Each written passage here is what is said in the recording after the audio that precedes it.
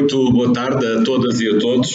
Finalmente em São Vicente, Mindelo, terra de Cesária Évora, terra de Onésimo Silveira e de todos aqueles que aqui nasceram e aqui viveram. E, portanto, acreditem que, tendo vindo muitas vezes a Cabo Verde, é com particular emoção que desta vez venho a esta bela ilha, capital cultural de Cabo Verde, com muito gosto que aqui me encontro.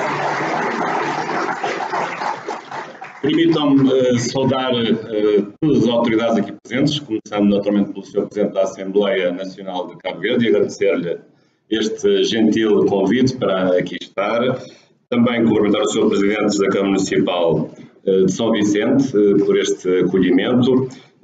Permitam-me também destacar duas personalidades que me acompanharam nestes dias, o Sr. Deputado João Gomes e o Dr. Agostinho Lopes, que também interveio para que esta minha vinda fosse possível. Também o meu agradecimento especial pela vossa gentileza e a vossa cortesia. Também cumprimentar o Dr. Simão Santos, a nossa senhora desembargadora Maria das Dores Gomes, por esta sua apresentação, o Sr. jornalista Fernando Carrilho, que fez aqui uma excelente apresentação, porventura desmedida e excessiva dos nossos dados curriculares. Também lhe agradeço essa gentileza. Claro que não posso esquecer um cumprimento especial ao nosso anfitrião, o magnífico reitor da Universidade do Mindelo, que também está a comemorar uma data de aniversário importante, 15 anos de funcionamento e, portanto, também, Sr. Magnífico Reitor, muitos parabéns por esta obra, que é mesmo uma grande obra. E nesta plateia, porque sou universitário, só posso estar em casa vendo aqui tantos estudantes neste auditório repleto, funcionários e, evidentemente, os colegas de ensino, são sempre colegas em toda a parte do mundo. E, portanto, fico muito feliz por, neste contexto, que é um contexto político, também incluindo ilustres deputados da Assembleia Nacional e as demais autoridades, mas também poder reencontrar colegas universitários que comigo partilham esta paixão que é gostar do direito e, em particular, do direito constitucional. A minha grande paixão, já desde o meu primeiro ano de direito. O tema que me é proposto é também um tema apaixonante, os desafios do constitucionalismo no século XXI. Mas, antes disso, penso que é justo fazer aqui uma homenagem. A homenagem a quê? À Constituição. De facto, 25 anos é uma data importante. Neste período de 25 anos, na história de Cabo Verde independente, é já o texto constitucional que mais tempo durou, em comparação com a LOP e em comparação com a Constituição de 1980, nestes 42 anos que Cabo Verde tem de independência. E, portanto, nesta minha homenagem também gostaria de dar os parabéns aos legisladores constituintes que aprovaram esta Constituição e que a tornaram possível, e todos aqueles que a discutiram com perspectivas favoráveis e desfavoráveis a cada uma das soluções que ficaram consagradas no texto constitucional, e também, sobretudo, ao povo de Cabo Verde, que evidentemente votou num Parlamento que teve poderes para aprovar esta Constituição. Poderão perguntar, na sequência das palavras que foram aqui deixadas pelo Sr. Primeiro-Ministro, da Departamento de Saúde, se é muito tempo ou pouco tempo para a vida de uma Constituição, 25 anos. Não sei se a pergunta tem muito interesse. Eu julgo que a resposta poderá ser dada noutra perspectiva. Não interessa tanto saber quantos anos dura uma Constituição. Interessa é saber se essa é uma boa Constituição. E se o tempo de vigência desta Constituição foi um tempo verdadeiro. Se ela, de facto, cumpriu os seus objetivos. Ora, sobre esse assunto não tenho qualquer dúvida em dizer que Cabo Verde tem uma excelente Constituição e foi uma Constituição que, nos 25 anos, cumpriu totalmente a sua função. Uma função de instalar um Estado de Direito Democrático, rompendo com o regime de Primeira República em que esse Estado de Direito Democrático não existia, e com tudo o que isso significou de esforço, de sacrifício, mas de oportunidades de desenvolvimento de uma nova era constitucional em Cabo Verde. Portanto, penso que hoje e este ano é um grande momento, podemos aqui estar, falarmos desta Constituição, das suas virtualidades, daquilo que ela pode ter de menos bom, mas também daquilo em que ela pode melhorar. É assim que as coisas funcionam e, portanto, também saúdo o discurso, o excelente discurso do Sr. Presidente da Câmara Municipal de São Vicente, sempre referindo a necessidade de olharmos para o texto constitucional não como um texto acabado, mas um texto que em cada momento vai sendo aperfeiçoado e pode sempre melhorar com o contributo de todas as novas gerações, porque o contexto constitucional é para muitas gerações, não apenas para a geração daqueles que aprovaram em certo momento histórico o texto constitucional. E claro que, além do mais, Cabo Verde está de parabéns por uma outra razão.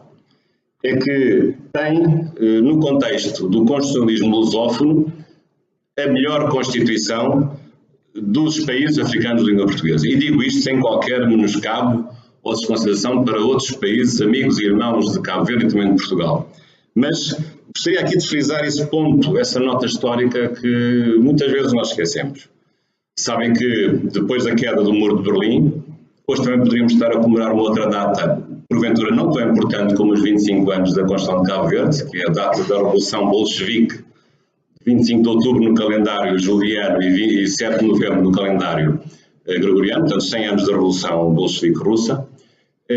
Mas com a queda do Muro de Berlim, os vários países irmãos africanos transitaram para uma segunda república, aprovaram textos constitucionais de regime de Estado de Direito Democrático, com multipartidarismo, sem economias de direção central, com separação de poderes, com reconhecimento efetivo dos direitos fundamentais. Mas Cabo Verde fez algo de singular que os outros países não fizeram. Nem Angola, nem Moçambique, nem a Guiné-Bissau, nem mesmo São Tomé, embora São Tomé adotasse uma solução próxima e interessante também e singular, porque aprovou a sua Constituição por referendo, foi a única que o fez. Mas Cabo Verde fez algo de muito importante, porque não pôs a carroça à frente dos bois. Então o que foi? Primeiro, fez eleições multipartidárias e foi um parlamento multipartidário que aprovou a sua nova Constituição da Segunda República. Enquanto os outros países aprovaram uma Constituição da Segunda República de Estado de Direito Democrático, mas ainda com um parlamento apenas constituído por deputados de um só partido. Em alguns desses países, o percurso seria retificado, porque seriam parlamentos multipartidários a aprovar uma segunda geração de textos constitucionais da Segunda República, como foi o caso em Moçambique de 2004, que é a atual Constituição, ou em Angola, a atual Constituição de 2010. Mas, na verdade, o único país que aprovou uma Constituição de Estado de Direito Democrático a partir de um Parlamento já antecipadamente multipartidário, de facto, foi Cabo Verde. E penso que isso, neste momento de festa, deve ser lembrado aos cabo-verdianos para realmente, com essa nota, deixar aqui bem claro o apreço e a admiração por terem feito realmente as coisas perfeitas, desse ponto de vista, de primeiro eleger um Parlamento multipartidário e só depois disso, esse mesmo Parlamento aprovar uma Constituição de Estado de Direito Democrático. Agora, regressando aqui ao tema que me é proposto, dos vários desafios do constitucionalismo do século XXI. Claro que a primeira coisa a lembrar ou a frisar é saber o que é que significa o constitucionalismo, porque o constitucionalismo pode ser visto sob diferentes perspectivas. Há um constitucionalismo cabo-verdiano, por exemplo, há um constitucionalismo angolano, moçambicano, guineense, são tomense, português, brasileiro, mas há um outro constitucionalismo que já não tem que ver com as particularidades e as características, singularidades de cada país, do modo como a sua cultura político-constitucional vai evoluindo, mas tem que ver com um certo dever ser, ou um certo constitucionalismo de direito natural, que é aquele que nos rodeia e no qual nós acreditamos de há 2 séculos a esta parte. E foi por causa desse constitucionalismo que muitos países fizeram revoluções liberais, que muitos países também ganharam as suas independências, porque eu estou convencido que esses constitucionalismos dos países europeus acabaram por se refletir positivamente no reconhecimento das independências, ainda que tardias, na América Latina não tão tardia assim, mas realmente tardias na África. Mas de facto esse constitucionalismo é um constitucionalismo de outro grau, é um constitucionalismo, digamos assim, de direito natural, em que nós acreditamos que há um conteúdo material de Constituição que se impõe à nossa vida coletiva e que é bom, e que nós só temos que o seguir. Quais são esses princípios, esses valores, essas regras que nós devemos considerar, esses conceitos? Eu talvez fizesse uma síntese de 5 ideias fundamentais do constitucionalismo, ainda que elas possam ter evoluído e com tons ao longo destes 2 séculos, ou 2 séculos e meio. Desde logo a separação dos poderes entre os vários órgãos, já uma ideia antiga do século XVIII, mas que de facto é muito importante para limitar o Estado absoluto e para acabar com o Estado absoluto. A proclamação de direitos fundamentais, até o século XVIII não havia direitos fundamentais. Se nós vivêssemos nessa altura éramos súbditos, não éramos cidadãos, éramos apenas objeto e não sujeito de uma titularidade, de uma soberania que não era nossa. Ou, por exemplo, também a ideia de que os nossos representantes representam o povo e não se representam a si próprios, ou não representam outros interesses superiores, e, portanto, a ideia de um governo representativo, a democracia representativa, ainda que numa primeira fase mais imperfeita, ou a ideia da república, aliás, todos os países africanos recentes evoluíram para uma república, ou a ideia também da laicidade, da separação entre o Estado e os fenómenos religiosos, as diferentes confissões religiosas no seu conjunto. E, portanto, o constitucionalismo está nisto, está neste movimento, neste dever ser de organização política, em que nós procuramos, em cada país, em cada Constituição histórica, levar à prática estas ideias, com matizes, com tonalidades que muitas vezes nos são oferecidas e até impostas pela cultura das nossas nações e dos nossos Estados. Mas isto aqui é ser constitucionalista. Aliás, qualquer cidadão deve ser constitucionalista. Ser constitucionalista é acreditar na força normativa de uma Constituição material que limita o poder, que tem horror ao Estado absoluto e ao Estado arbitrário e, pelo contrário, acredita que o Estado e o poder público se exerce de acordo com regras e de acordo com uma racionalidade própria ditada por estes valores e por estes princípios. Com certeza que nestes 2 séculos este constitucionalismo não foi estático, houve vários períodos. Sabem o período liberal, o Estado liberal do século XIX. Foi o primeiro momento de instalação deste constitucionalismo, com algumas limitações, mas apesar de tudo foi um momento importante, foi um Estado liberal de afirmação das liberdades públicas e individuais. Também da não intervenção do Estado na economia, portanto, fazendo florescer uma economia privada, uma economia de mercado, que teve esse grande momento também associado a uma revolução industrial, que no século XIX realmente desabrocharia na sua plenitude, embora com alguns excessos.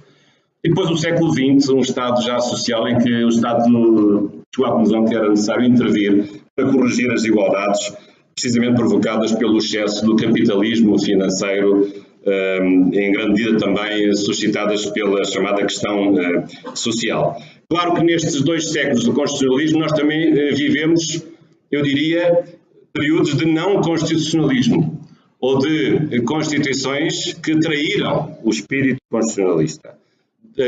Países que tinham constituições apenas no nome, mas na prática elas não eram constituições. Estou a referir-me aos países fascistas.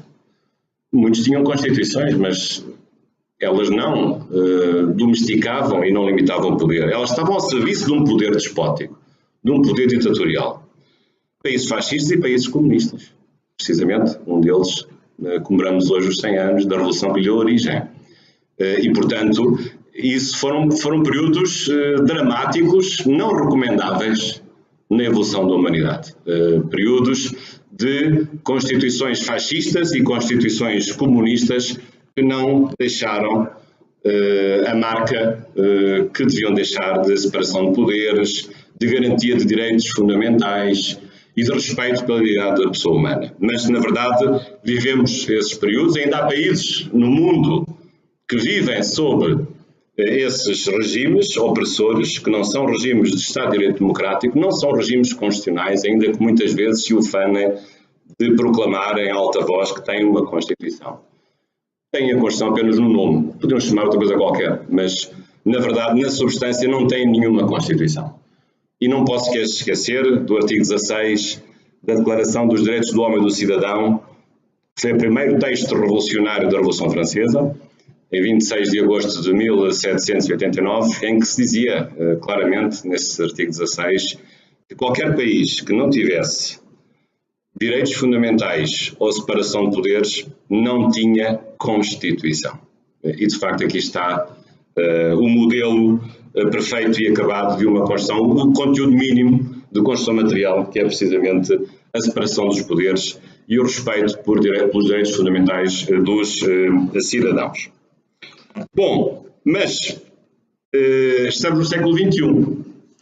É preciso perguntar a este movimento constitucionalista, perguntar se ele está de boa saúde, como é que ele tem andado, e saber se deste movimento constitucionalista nós temos alguma coisa a esperar em relação ao futuro.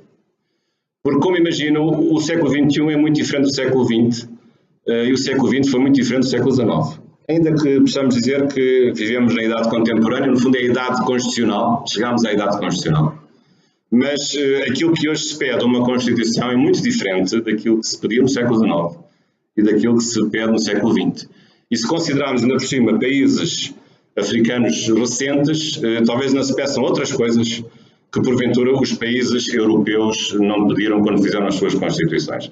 Não obstante esse facto, e sendo eu português, não estou com isso a dizer que o constitucionalismo europeu e norte-americano tivesse sufocado as independências de outros países. Porque, apesar de tudo, julgo que em grande medida as independências dos países africanos foram em grande medida também alimentadas pelo constitucionalismo europeu, ainda que infelizmente no caso do meu país isso tivesse sido feito muito tarde, por teimosia de uma ditadura, não do povo português, mas da ditadura que governava Portugal contra a vontade desse povo português. Aliás, a prova de que isso é verdade é precisamente nós olharmos hoje à Constituição Portuguesa de 66, ao artigo 7 e número 13, e lá está escrito que a Constituição Portuguesa reconhece que os povos têm direito à insurreição contra todas as formas de opressão e de colonialismo. Portanto, nós próprios, que na Constituição de 66 deixámos de referir os territórios e as colónias africanas, porque passámos a tratá-las de igual, porque são países irmãos de língua portuguesa, e assim consta da Constituição, deixámos de considerar esses territórios como fazendo parte do território português, mas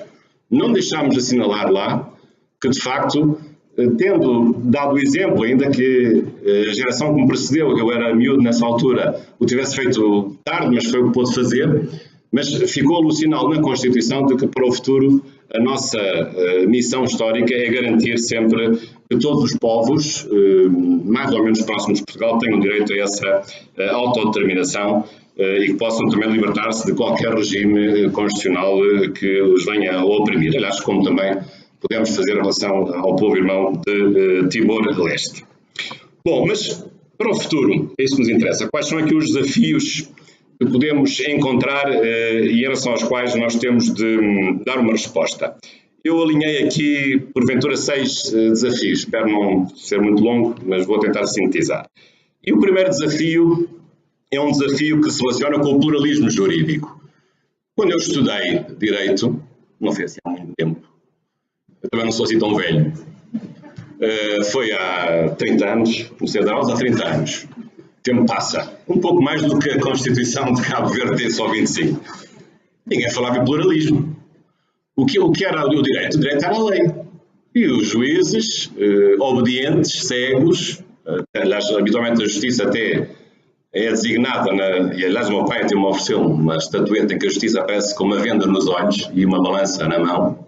A justiça é cega, portanto a justiça não vê ninguém, não ouve ninguém, aplica o direito mecanicamente, quase automaticamente. A ideia do juiz robô, que é uma ideia também realmente um pouco absurda. E portanto o direito era a lei. Hoje não é assim, ninguém ensina hoje o direito assim. Hoje o direito é insuflado por uma ideia de pluralismo jurídico, e em vários sentidos. Pluralismo nas fontes, não é apenas a lei a fonte do direito, o costume hoje também se dá relevância, às vezes os usos, outras práticas internacionais, soft law no direito internacional, a própria jurisprudência, em muitos aspectos, ainda bem, sobretudo a jurisprudência que uniformiza a discrepância das decisões, é também uma fonte de direito importante, que dá segurança jurídica, tem esse contributo. Pluralismo nas fontes, mas mais do que isso ainda, pluralismo nas instituições que aplicam o direito, sobretudo nas instituições que resolvem os litígios, os tribunais comunitários, os tribunais arbitrais, hoje cada vez são mais importantes. Há pouco, por graça, estava aqui a dizer à nossa moderadora que realmente tem sido árbitro em vários tribunais arbitrais, só me falta ser árbitro do desporto, mas eu acho que é melhor não meter nisso, porque ainda levo com uma lata de Coca-Cola em cima, é melhor não meter nisso.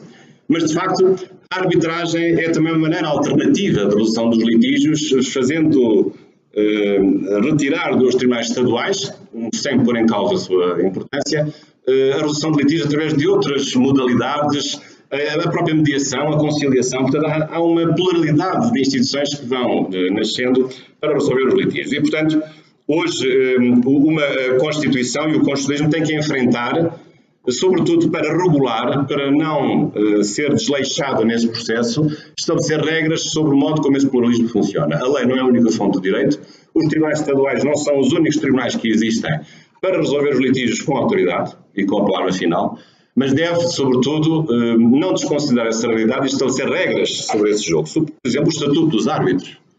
Muitas vezes achamos que há pessoas que são árbitros de tribunais arbitrais que não têm qualquer capacidade para o fazerem. Saltitam de tribunal arbitral em tribunal arbitral, sem muitas vezes mudarem provas da sua idoneidade moral para exercer funções. Isso é um problema. O problema da sua remuneração, que muitas vezes é exagerada. O problema de saber se isto não é levado longe demais, se não põe em causa, através desta privatização excessiva da justiça, o próprio monopólio público na aplicação da justiça, que deve sempre manter-se no Estado. Há várias questões que aqui se colocam. Aliás, o pluralismo não é só um pluralismo interno, também é um pluralismo do próprio direito internacional, que cada vez hoje é mais frequente na vida dos próprios Estados. O segundo desafio relaciona-se com a necessidade de nós aperfeiçoarmos a democracia e de hoje reconhecermos que as nossas democracias estão em crise. A nossa visão clássica da democracia está em crise, que é a democracia representativa e a democracia dos partidos políticos. A democracia não pode ser apenas a democracia dos partidos políticos. É cada vez menos. É cada vez mais uma democracia informal, é cada vez mais uma democracia mediatizada, porque a opinião pública, que é veiculada através dos órgãos de comunicação social, é muito importante e é, em grande parte, construída através dos órgãos da comunicação social. E, portanto, sem eles não há opinião pública, e eles têm o seu papel, que deve ser reconhecido. E depois também, mais do que tudo isso, o facto de a divisão partidária e a divisão de escolhas já não ser uma divisão ideológica, mas muitas vezes ser uma divisão meramente pragmática. O político é aquele que resolve os problemas das pessoas, seja socialista, seja social-democrata, seja democrata cristão, seja comunista, seja o que for. Um político é o que resolve os problemas das pessoas. E, portanto, aqui não há ideologia, não pode haver.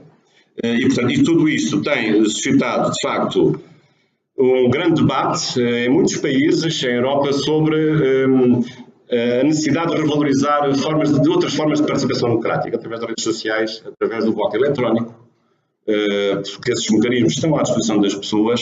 Hoje as pessoas dispõem de uma muito maior informação sobre aquilo que acontece no seu país e, portanto, hoje o representante não é aquele que substitui o representado, que é ignorante, que é analfabeto, que é pobre e que não percebe nada da política. Não.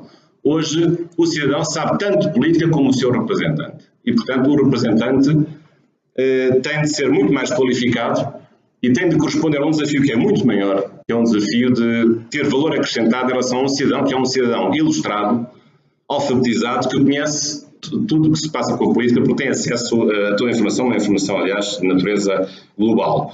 Daí também, muitas vezes, a necessidade de valorizar as sondagens, valorizar os referendos como mecanismos de complemento da própria participação política. Portanto, este penso que é um aspecto que me parece muito importante de reconfiguração da própria participação democrática, numa democracia que tem tido, com certeza, grande sucesso, sem qualquer dúvida.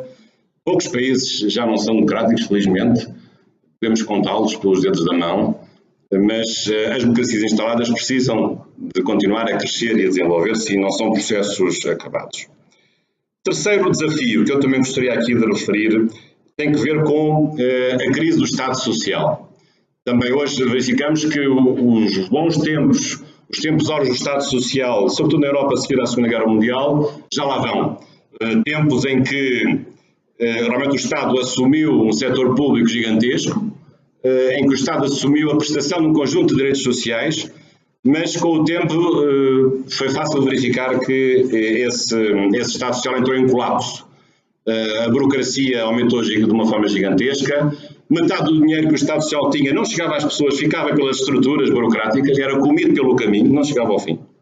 E quando de 100% só chega a 50% às pessoas, porque metade fica nos órgãos de decisão e de fiscalização, alguma coisa está errada.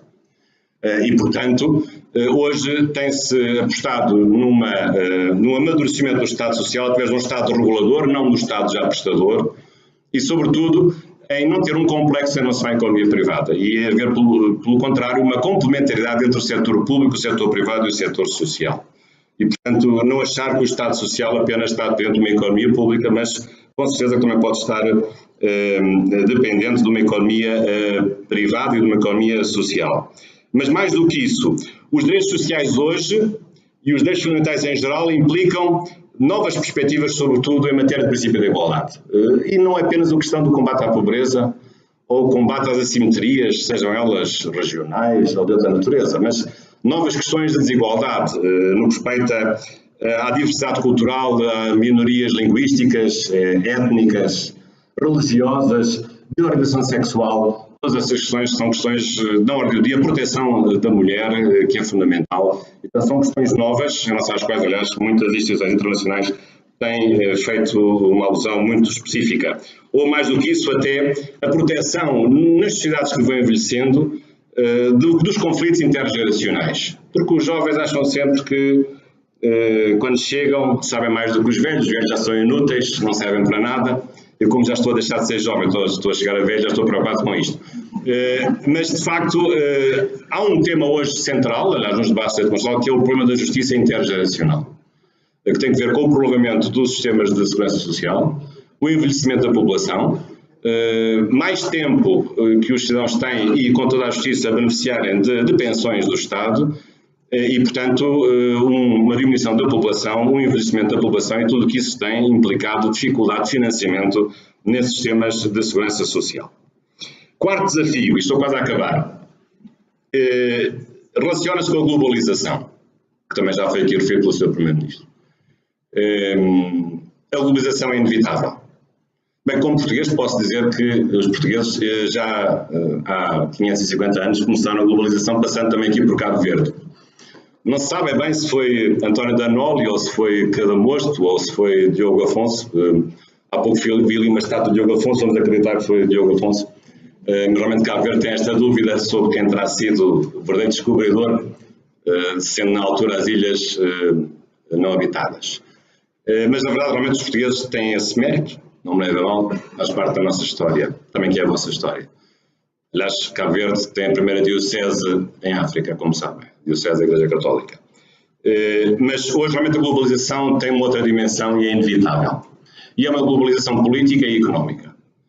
Económica por um livre comércio que está instalado, que é inevitável, não vale a pena combatê-lo, mas vale a pena corrigi-lo por dentro. E uma globalização política, visto que hoje as instituições internacionais têm muito mais poder e têm uma fatia substancial na regulação jurídica e da vida que se impõe aos próprios países, que, sendo soberanos, ou alguns perdendo alguma soberania, ainda assim aceitam essas regulações internacionais. E, portanto, é por isso que, a propósito da globalização, nós falamos muitas vezes do chamado Estado pós-nacional. Um Estado que deixou de ser soberano. Na União Europeia, os Estados-membros não são soberanos, são semi-soberanos, são parcialmente soberanos. Isso hoje é aceito, ninguém tem problemas nisso. Mas em benefício de um ganho maior, um ganho em conjunto, de uma proteção dada por um grupo maior, o grupo dos Estados-membros da União Europeia. Mas isso tem trazido depois questões novas, que também se colocam ao próprio direito. Até se fala na chamada internacionalização do direito constitucional, ou da constitucionalização do próprio direito internacional. Porque reparem, se hoje também falamos numa comunidade internacional de direito, não apenas num Estado de Direito, mas numa comunidade internacional de direito, isso significa então que esta comunidade internacional tem de se submeter aos ditames do espírito constitucionalista. Quando ele nasceu e criou nos Estados, deixaram de ser Estados absolutos e passaram a ser Estados de direito. Então agora também vamos ter uma comunidade internacional de direito. E isso tem que ter consequências práticas, como separação dos poderes nas organizações internacionais, mecanismos de fiscalização das decisões que as organizações tomam e o reconhecimento com poderes de independência de tribunais internacionais que possam invalidar as decisões tomadas pelos órgãos executivos e pelos órgãos legislativos das organizações internacionais. Até se fala, autores falam, talvez seja uma coisa mais difícil, numa democracia universal, em que cada cidadão, como dizia Cesário Verde, não sou grego nem ateniense, mas sim um cidadão do mundo, um cidadão é também um cidadão do mundo. E, portanto, a humanidade como uma democracia global e em que cada um pode votar diretamente ou pode influir diretamente nas próprias decisões. Portanto, um pouco também uma reminiscência, evidentemente, da paz perpétua kantiana. Portanto, essa é uma questão que hoje tem sido muito estudada, da exportação e a transferência dos pressupostos do constitucionalismo para a própria organização jurídica da vida internacional e da comunidade internacional. E quinto desafio, que me parece muito importante, diz respeito também à ideia de que hoje a comunidade internacional é uma comunidade internacional de risco. E vivemos hoje, também foi dito aqui pelo Sr. Primeiro-Ministro, uma nova era, infelizmente, não muito simpática, mas em que as ameaças são maiores e mais fortes. E são ameaças que não são apenas externas, são ameaças também internas. E isso implica, da nossa parte, a necessidade de agir, de reconfigurar o equilíbrio entre liberdade e segurança, de reforçar as nossas estruturas de defesa e de, sobretudo, acreditar numa maior cooperação internacional entre os vários países. Penso que isso é fundamental. Se essa cooperação não for realizada, dificilmente nós poderemos ter aqui um espaço de paz. Um autor alemão já falecido, Ulrich Beck, e com razão dizia, embora com base no acidente nuclear de Chernobyl, mas em ideias que se tornaram genéricas, que nós passamos a ver numa sociedade de risco. Aliás, ele depois adaptaria o conceito a uma comunidade internacional de risco. E é verdade. E nós dificilmente temos capacidade para nos adaptar a essa nova sociedade e a essa nova comunidade internacional de risco. Mas temos de o fazer, sob pena de pormos em causa a estabilidade e a segurança que temos vindo a construir ao longo destes 2 séculos de constitucionalismo. E, portanto, é um desafio que se coloca, não é fácil, porque há aqui 2 extremos que nos perseguem, o extremo da anarquia e o extremo do autoritarismo ou da ditadura. Nenhum deles é bom, porque queremos continuar a viver em democracia, mas também queremos continuar a viver em segurança. E ao contrário do que muitas pessoas pensam, tão importante como o direito à liberdade é o direito à segurança, que está na vossa Constituição, está na minha Constituição. E muitas vezes essa perspectiva da segurança não é valorizada, porque achamos que quando falamos em segurança, falamos em repressão, ou em opressão, ou em ditadura, ou em perseguição. Não, a segurança está ao serviço dos cidadãos porque um Estado existe, aliás, o fim primário do Estado é para garantir a segurança dos cidadãos. E, infelizmente em Portugal, acompanharam isso, viu-se que o Estado português, coitado, nem sequer conseguiu assegurar a vida das pessoas que morreram, não por atos criminosos, mas, na maior parte dos casos, mas por atos da natureza de mais de 100 mortes que morreram nas 2 vagas de incêndios em Portugal. E, portanto, um Estado que não consegue garantir a segurança dos cidadãos não serve para nada. É um Estado que não cumpre os mínimos da sua existência, que é garantir a segurança dos cidadãos e não permitir que as pessoas vão para uma estrada para enfrentarem a morte por catástrofes naturais. Portanto, também este é o 5º desafio. Já agora um último desafio, com isso termino, é precisamente a ideia de que este constitucionalismo está ao serviço dos Estados mais jovens. O constitucionalismo não está apenas ao serviço dos Estados, que numa primeira fase do seu desenvolvimento chegaram à sua independência. O constitucionalismo tem aqui também uma zona de criatividade, e aqui a África pode dar-nos essa criatividade. A criatividade em quê? Na sua diversidade linguística e étnica. Em muitos países há pluralismos que têm a ver com as diferentes comunidades étnico-linguísticas, novas formas de participação democrática e, portanto, se é verdade que numa primeira fase o constitucionalismo foi um constitucionalismo eurocêntrico, a verdade é que hoje o constitucionalismo é um constitucionalismo global e julgo que a Europa e Portugal esperam muito dos países de África. E eu, como amigo de Cabo Verde, espero muito das lições que Cabo Verde pode dar também a Portugal e ao constitucionalismo lusófono. Aliás, termino recordando a minha tese de doutoramento, que foi feita em 1998, sobre um tema um pouco esotérico, o estado de sítio e o estado de emergência, imagina. Mas, a certa altura, eu analisei o regime constitucional dos estados e o estado de emergência nas várias constituições lusófonas. incluindo também Cabo Verde. Vendo as semelhanças e as diferenças, como é exigível nos estudos de direito comparado, realmente cheguei à conclusão que o regime constitucional do Estado de Sítio e do Estado de Emergência de Cabo Verde era o mais perfeito dos 5, juntando também quer o do Brasil, quer o de Portugal. Portanto, sempre na altura não havia ainda a Constituição de Timor-Leste.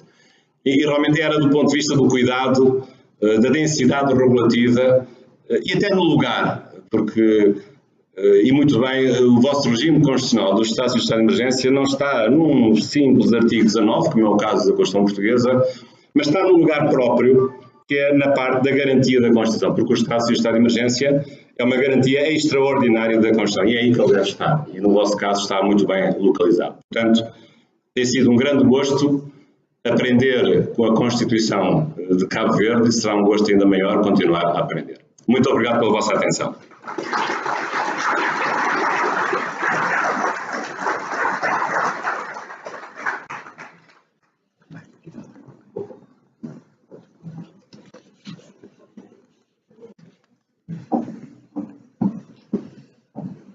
Eu não sei se exagerei no tempo. Quanto tempo é que foi? 40? Muito obrigada. Foram realmente 40 minutos. Estava aqui a tentar ver se podia avançar nestas perguntas, mas não sei se controlou isto. Nada, estava descontroladíssimo. Mas foi muito bom para todos nós. Aqui foi uma brilhante exposição. Eu penso que ninguém aqui tem dúvidas sobre isso. E que realmente é só. Nós só podemos contar com iniciativa. Eu penso que devo fazer um pequeno resumo para ficar para